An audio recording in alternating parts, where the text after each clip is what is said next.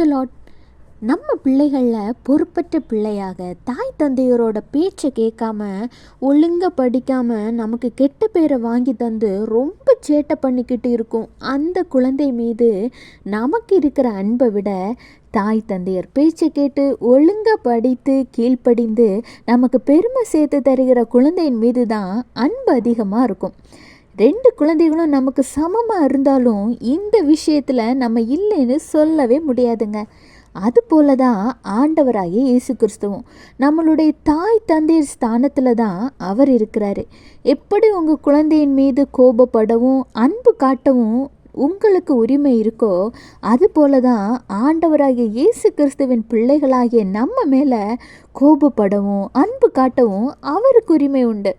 நம்ம பரிசுத்தமாக நல்ல பிள்ளைகளாக இருந்தால் மட்டும்தான் ஆண்டவர்கிட்ட நம்ம அன்பு கூற முடியும். நம்ம அன்பு காட்டும் பொழுது ஆண்டவர் நமக்கு பல மடங்கு அன்பை தருவாங்க.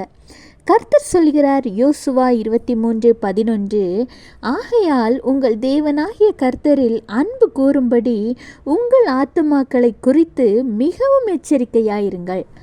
ஆண்டவர் எப்பவுமே அன்பாதாங்க நம்ம மேலே இருக்கிறாரு.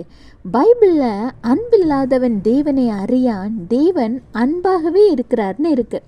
ஒன்று ஞாபகம் வச்சுக்கோங்க, ஆண்டவருடைய அன்பு நம்மை விட்டு விலகாதபடி நம்ம ரொம்ப எச்சரிக்கையாக இருக்கணும். ஏன்னா அவருடைய அன்பு நம்ம விட்டு விலகினா நம்ம வாழ்க்கையே இல்லைங்க. நம்ம உலகத்தில் வாழ்கிறதுக்கு கூட அர்த்தமே இல்லாமல் போயிடும். எல்லாத்துக்கும் மேலே நம்ம வாழவே முடியாதுங்க. ஏன்னா இவ்வளவு நாள் ஒரு அன்பான பாதுகாப்பான ஒரு வாழ்க்கையில் வாழ்ந்துக்கிட்டு இருந்த நம்மளால் எப்படி அது இல்லாமல் வாழ முடியும்? நீங்கள் ஆண்டவர் மீது அன்பாக இருப்பதுக்கும் ஆண்டவர் உங்கள் மீது அன்பாக இருக்கிறதற்கும் நீங்கள் செய்ய வேண்டியது ஒன்றே ஒன்று தாங்க. உங்கள் ஆத்துமாவை ரொம்ப ஜாக்கிரதையாக பத்திரமாக பாதுகாத்துக்கோங்க.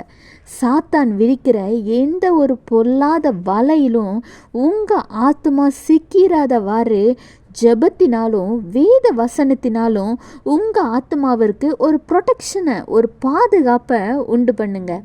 Have a blessed day. Jesus bless you.